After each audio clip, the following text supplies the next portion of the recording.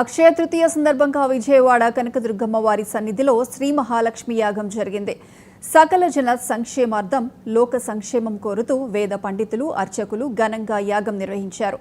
అనంతరం విశిష్టత గురించి దేవస్థానం పురాణ పండితులు వివరించారు.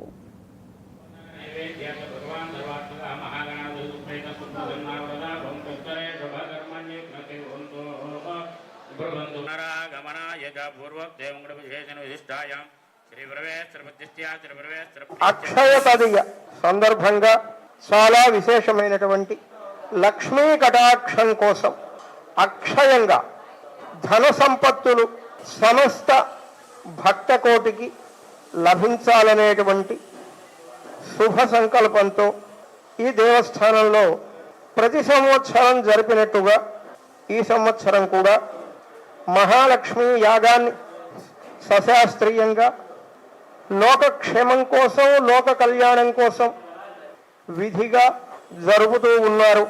లక్ష్మీదేవిని సేవించటం అనేటువంటిది 14 లోకవాసుల యొక్క సహజ ధర్మం.